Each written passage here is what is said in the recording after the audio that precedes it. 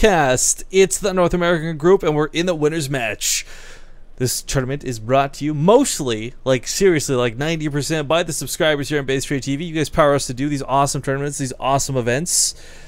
But, of course, shoutouts go to Proxy.gg, newest sponsor to get involved with us. They're a fantasy team league website. You can check them out. You place bets, kind of like the Partoofs in the channel. It's with imaginary points, not real currency. And if you use promo code BaseTradeTV when signing up, you'll get 20 free bread. It's kind of interesting. You can double down, you know, put your Partoof bets on Phog, you put your Proxy GG bets on Schnitzel or something. That we always come out ahead. Big shoutouts, of course, to CM Storm. Getting involved with quite a few of our events. Follow them on Twitter at CM_esports. And last but not least, Chairs for Gaming. Now shipping DX Racers to both Canada and the United States. Free shipping if you live in North America. But spawning in the top right corner of the map to start this winners match off. I gotta tell you, the underdog of this group, and the guy I did not expect to see here, but I'm happy to have, Dust Gaming's Red Terran Schnitzel. The bottom left as the pink Zerg, it's IVD's Phog. Phog showed a really powerful first set. Schnitzel's, I kind of feel like he won, but we didn't expect him to. So, I mean, against Cats, maybe there's some things that went wrong, maybe there's some things that went right. However you want to look at it. Phog's a whole nother breed of Zerg player. And I think he's got a little more confidence in this matchup than Cats does. But at the same time, he's totally willing to do exactly what Cats did in the first set. You know, you got Schnitzel come against Roach Hydra, against the Roach Banley all in. You know, these are all things Phog is equally willing to do. Yeah, I agree. I'm not sure if Schnitzel is going to show his third CC again and again. Yeah, I forgot about that, yeah. But Phog could definitely react in a way that's could definitely punish it, because what sucks so much about the third CC as like the frontal wall too is that, yeah, Roach Baitling against someone who's a scam is always going to be good against 3 CC'er, but like also just like that like 9 roaches is such a headache. There's no bunker at the front, so like you have to repair like supply depots, which means that there's nothing attacking, so they just attack your SDVs. It's like a mess. Okay, so like if Schnitzel sees or does that again, and Phog maybe was looking at the last series or just notices it, that could be a headache. Yo, getting into this match though, I gotta give a big shout out to this guy on Twitter, at DatZefido. Grego tweets a picture of him watching us on his TV. Man, that's awesome. Or maybe it's just big ass monitor. Either way, looks sick. My friend actually hooks up her computer to her like TV, so it's like it's a cool thing to do, man. There was a caster before you named Doom. I don't know if you ever heard of him. He had like his really deep voice, but I've never heard him. He painted one of his walls matte, like just flat white matte color, and used the projector to watch StarCraft. It's actually really cool. It's pretty jelly. It's basically the whole wall is your TV. It's not quite running on a movie theater. You know, there's one cool thing Naniwa did, and that was that. I couldn't believe that too. Like I thought that was a big hoax for the longest time. Apparently, it doesn't cost that much money or something. Like my friends like birthday parties and do it all the time, but like. For one person for a StarCraft team match. Man, I wish we had more fans. I wish I had more fans in Canada. I would totally rent out a theater for like. I know. I wish I had more friends. Some big. Yeah, I know. Like you can't justify doing it for just you, but like to get like a huge cool event, like you wouldn't. I wouldn't even charge people. I would just be like, yo, let's have the sickest freaking day. No. Here's what I'm gonna do, right? Because I have friends, but most of them don't even like StarCraft. You know, like they like other games. They just don't like watching games at all. So I'll just be like, yo, I got advanced screening of like Captain America 3, all right? Come here. I'm gonna lock the doors for safety. See, you're gonna be awesome. You're really like a real person. I would just want to get like some StarCraft fans together, do like watch WCS no, or something. And then I'd show StarCraft. Oh, bait and switch. Yeah, okay. That's why I lock the doors. They can't leave. Well played. I thought you meant like you'd lock the doors so no one could come in to bother you. No. Whatever. I remember in high school we almost rented out a theater to play like Halo back when like Xbox, like just the first Xbox was really cool, but I'm not allowed to play Xbox with my friends anymore. Why? Do you try too hard or do you rage too hard? I win too hard, okay? Oh, it's a bunch of pussies. Okay, fair enough. Like, we just wanted to play Mario Party. What are you doing? Dude, I wish they'd play Mario Party with me, but they're like like board games are okay, but like video games, it's because I'm too good. All right, I'm like nice and everything. I've like learned to control my my competitive nature, but like I win too hard. It's just they're being babies about it. All right. I can see you playing like Mario, or Mario Party the 64. You're doing the thing where you're spinning the controller with the palm of your hand. You're like, "Where's your macro, noobs? Where's your micro? Come on, come on!" Like. Oh, I thought you were talking about me raging. Okay, well. I just see you shit talking a lot of your friends, to be honest. Maybe not. Anyways, yeah. So this is actually kind of this seems familiar. Does this happen versus cats? I don't know. But there's no Banshee follow-up, and wow, how do these things get in there? They don't actually kill much of anything, so like one. Yeah, you know what's really important though is that they didn't get any scouting, which is one thing they could have done and see that it was a 2-base build. I can kind of understand not trying to just blitz up the main though, because usually there's depots. Yeah, it's actually weird enough. The depots are always up in the early game, like it's always down when you need them in the late game though. Yeah, it's but it would have been really nice because it's not just a starport, which you did see. It kind of looks like a Cloak's Banshee right now, but it's actually like, you know, barracks are behind this. In fact, an armory's behind it as well. It's gonna be like Hellbat Marine medevac on 2-base. Like, yeah, that's disgusting. Well, let's just clean up some of the overlords here, getting this Viking. I mean, it's one thing to just go for the kills like this. It's great. You want to clear the overlords away from dropping creep on your base, and Phog is actually going to lose about 4 or 5. But typically, the way you want to use this Viking most efficiently is to clear a path for your meta, or kill the overlord, finish the overlord. Anyways, clear a path for your medevac when you go down the middle of the map. I think he just F2A moved, maybe. Is that why that stopped? I mean, like, jeez, stupid Viking. Oh, I'm not sure. Well, that Ling saw, I think, a lot of Hellions. I don't think it saw the Marines or the medevacs. That's the thing. Like, this looks like a crazy mech push. Like, the amount of like, this is like a 4GG push. Hellbat's coming in. Oh boy. Oh, Phog didn't expect this at all. No, he's actually going to drag the Hellbats on top of this. This is so cool. So the thing is, of course, Hellbats are slow. It's like their biggest detriment when trying to fight this. But if you can just boost them on top of the army, on top of the roaches, it doesn't even matter if it's Lings or roaches. Hellbats are good about just about everything because they hit so freaking hard. Sandwiched in now towards the hatchery, being choked behind the mineral lines. Oh, Phog. How are you going to hold this, man? Hatchery goes down so freaking quick. Link's trying to wrap around the backside, but there's still Hellbats to guard this. And the roaches aren't even doing that well behind this. They can't kite. There's nowhere for them to run to. Wow, Schnitzel's attack just blitzed hard. This is such a powerful maneuver. I mean, it's like what we see on 2 bases, but earlier on, right? Like a, you know, like a full Marine with no stim and a couple of Hellbats. I mean, Bailey's are still not out. There's only gonna be 4. Yeah, I don't think so. As long as he splits even like decently. Wow, okay, he's actually gonna kill some of these Baileys before they hatch. Yeah. Vikings even landed on the ground. He's putting everything into this. And so far, so good. I mean, he's sitting on 51 SCVs behind it. He starts the 3rd CC. Oh, how about drops? Oh no, how about drops into the drones right now? Not even the drones, just connect to those roaches. I mean, that's all he needs to do, right? Like, connect them.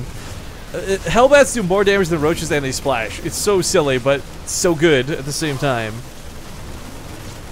I feel like he could still continue it though. Like, he doesn't have to use all the Hellbats. One thing nice about any type of drop like this or push like this is that you can actually pick up the Hellbats and keep going with just drops. I think where a lot of this started falling apart, like, I don't know why those Marines were busy auto-attacking Evo Chamber and the Roach Warren.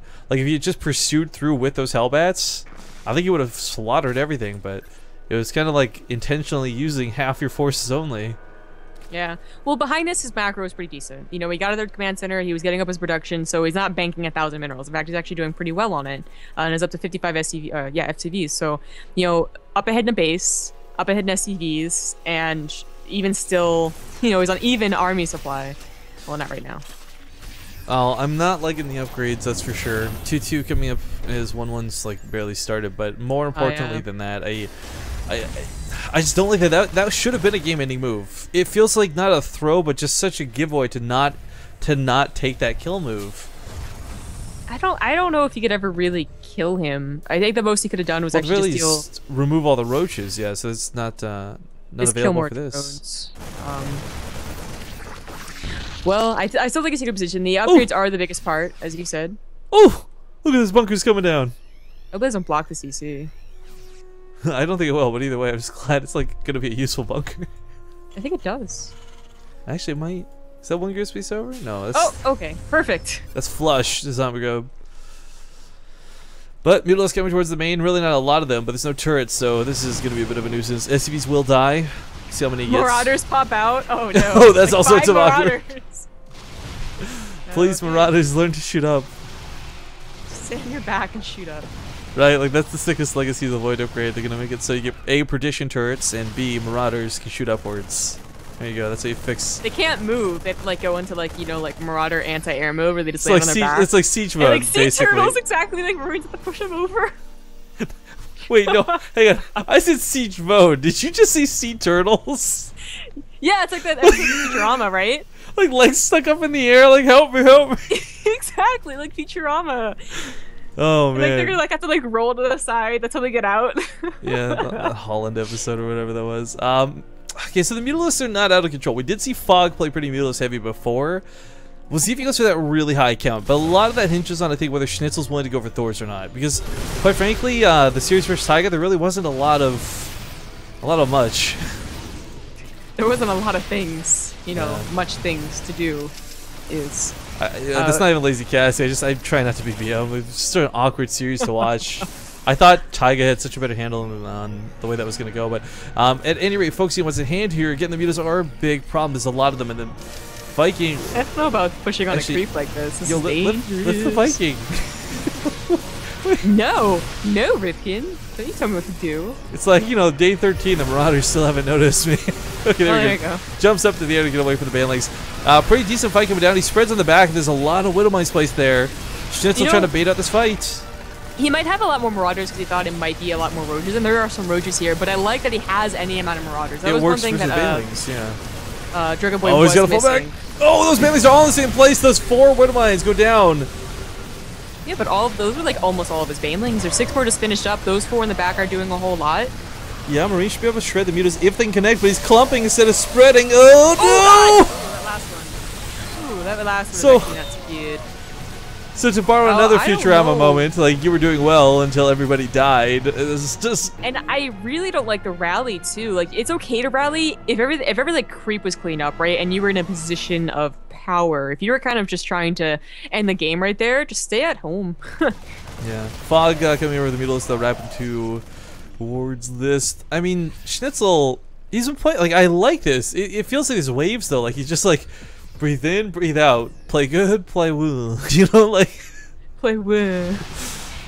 Oh, I wouldn't go as far as to say bad, but I mean, like, it was the situation where he was, like, running into a wall. You said woo. Exactly. Well, because I'm not trying to say bad. I mean, like, the thing was he ran into a wall that could have split better, maybe picks up in the medevacs. Lots of different ways for that to have gone down, but the panic that ensues is definitely something you cannot discount in StarCraft 2.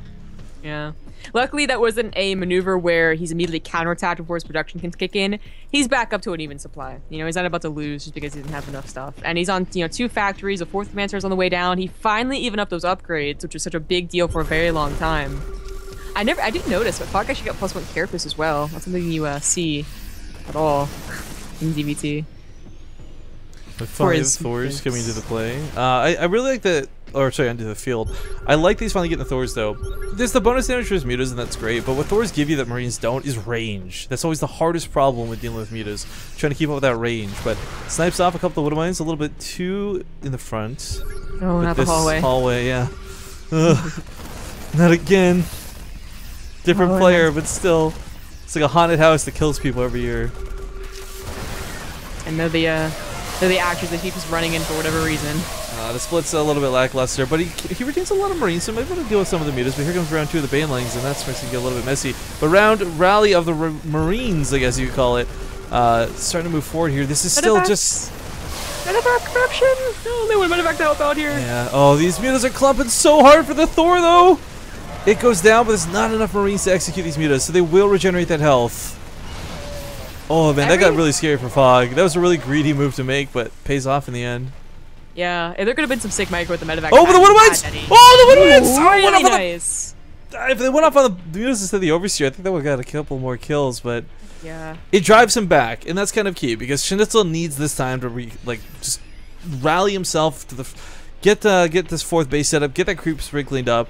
Something he couldn't do if all those mutas were full health, pressuring in. Yeah, and it is important to note that Phog, he's been taking great fights, and just was maybe kind of, the rallies and that great, taking engagements are really not that fantastic, but, it's 4 base versus 3, which is still okay. Phog definitely would definitely want, you know, a gold base or a 5th base right now.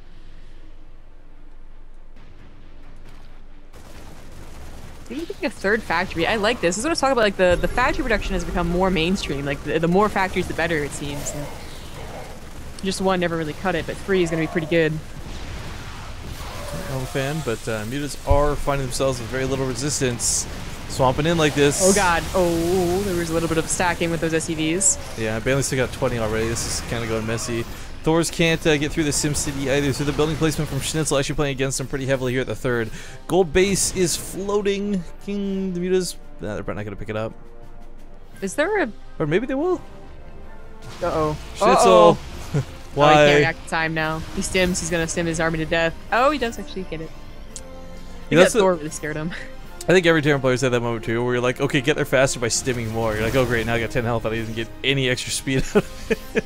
Yeah, well, and like, his medevac production has been really consistent. You know, 2 every like 3 cycles instead of, you know, 2 every 1. So. Oh, the oh SCV no, transfer. SCVs, please. Oh, well, they may be able to repair, but they didn't respond. Nope, just kidding. Picks up a Mutalisk for that. Not really the best here.